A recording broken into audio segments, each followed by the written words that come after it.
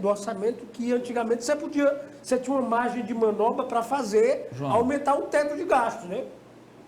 Só um pouquinho, E agora está meio complicado legalmente fazer isso. Eu não vejo complicação, sabe por quê? Porque quando houve a Covid, o teto de gasto não foi furado. E é justo. Orçamento de guerra. Tem case também. Não chamaram orçamento de guerra, mas é a mesma coisa. Sim, Orçamento de alimento agora. a nomenclatura, você vai, adapta e muda. Mas o motivo. Então, em resumo, vai aumentar o débito mesmo, o orçamentário e acabou. Mas é claro, e é justo. Esse é o mais justo. Esse agora, essa PEC da transição, ela é tão justa quanto a da Covid, que dava aquele auxílio emergencial. E agora é a manutenção de R$600 para o povo. Será? A minha pergunta, eu vou passar para vocês. É deixar de fazer isso para o mercado financeiro, né? Porque também A minha pergunta para né? vocês, algum senador de qualquer partido ou base, e algum deputado, coragem, né? terá coragem de votar contra uma PEC assim? Não vai nada. Não. E só lembrando que a PEC tramita primeiro nas casas, numa das casas que apresentou e depois na outra, né? Então tem que passar por Câmara e Senado em 2 votações. É uma votação mais complexa, mas dificilmente alguém vai se opor, principalmente tratando desse tema. E só para corrigir aqui, deixar claro, o teto de gastos de fato é uma regra para limitar as despesas, para não aumentar a dívida pública, mas já foi excepcionalizado, ou seja, furado no governo de Jair Bolsonaro em várias ocasiões, e a última foi a PEC Kamikaze, que era justamente para pagar os R$600 do Auxílio Brasil e o Auxílio Caminhoneiro e Taxista. Para completar, o orçamento também vai ter que agasalhar aí essas desonerações que aconteceram, né? Porque os estados e municípios já fizeram, entre aspas, um compromisso de não judicializar, ou pelo menos de não apressar a judicialização, com o compromisso que o governo faria recomposições orçamentárias.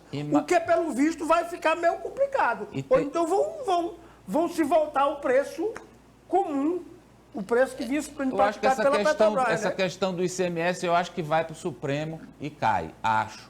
Vamos aguardar.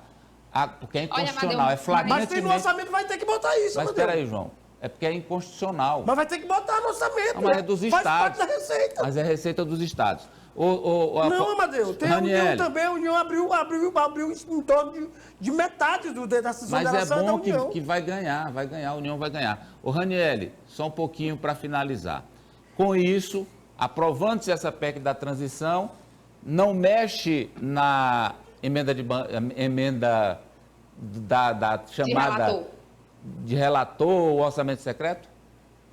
Era exatamente isso que eu ia falar, Amadeu. É o seguinte, até agora, eles não estão falando sobre esse assunto. Perguntei ao senador Marcelo Castro se eles trataram sobre isso nessa reunião e em nenhum momento isso foi cogitado. Apesar de a presidente nacional do PT, Gleisi Hoffmann, já ter comentado nos bastidores que ia propor que parte dos 19 bilhões de reais previstos para o ano que vem para emendas do relator, então emendas do orçamento secreto, como ficou conhecida por não ter critérios de transparência, seria para custear os programas sociais. Pode ser que ela apresente essa proposta daqui para terça-feira, mas até agora eles não tocaram no assunto. E a justificativa de Marcelo Castro é que os 19 bilhões não cobriria os cerca de 100 bilhões de reais, que foi também esse número que eu ouvi falar, né? Eu acho que vai ultrapassar os 100 bilhões de reais que eles vão precisar. A política tem as suas linguagens, símbolos e sinais. Para mim aí está claro, a gente passa a PEC da transição, mas mantém aqui o nosso orçamento, pelo menos em 2023, mais para frente a gente conversa, se muda ou se não muda.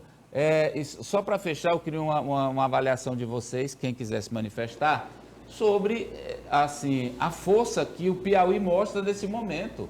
Puxa, a gente está vendo aí, lá na mesa da discussão do dinheiro do povo e do orçamento popular, porque é o povo que vai, o dinheiro do Bolsa Família, o dinheiro da merenda escolar, o dinheiro do aumento real para o salário mínimo, e 2 piauienses centrais na discussão. O relator geral do orçamento de 2023 e o representante da transição do governo Lula, senador Wellington Dias. E ainda que esteja saindo, e ainda que esteja saindo também tem o ministro Ciro Nogueira, que está conduzindo a transição. Se você pegar o noticiário, eu gosto muito de ouvir as rádios de fora, as rádios de fora, como CBN, Jovem Pan, e por aí vai, né?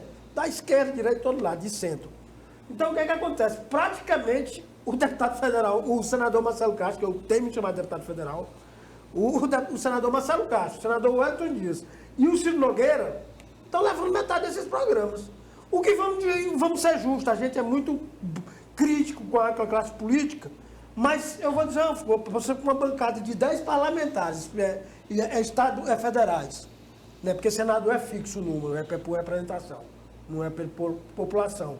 Você ter 3 piauienses num destaque desse tamanho não é pouca coisa, não. É porque, na verdade, a gente às vezes tem a síndrome do vira-lata. Pois né? é, a gente esquece de valorizar um momento como esse. Valorizar é outra coisa. Aproveitar a oportunidade também, né? Porque só valorizar também não compensa. Mostra aí a foto, você pode mandar, Poliana, também, do Alckmin com o Ciro participando, né, como ministro da Casa Civil, da transição, que é o cargo também central nesse momento, nesses 2 meses. Isso, o pessoal de São Paulo está numa raiva, meu. Poxa, imagine o Brasil todo. Imagina aquela mulher lá do Flamengo, né?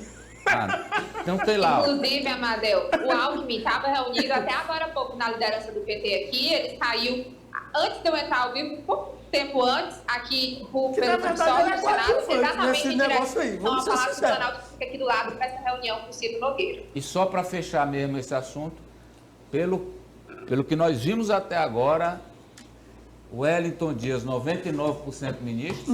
Não sei de quê, mas 99% ministro. Sem dúvida. Sávia. Vou seguir o Ari. Poliana. 100%. Em Brasília, as apostas correm em torno de Casa Civil ou desenvolvimento regional. Planejamento fala também. Porque ele está tratando aí de orçamento. Menos, até a tendência é ser um economista. Não falei fazenda, falei planejamento. Planejamento sim, também. Mas diga aí. Normalmente é técnico. Não, percentual. 100%. 100%.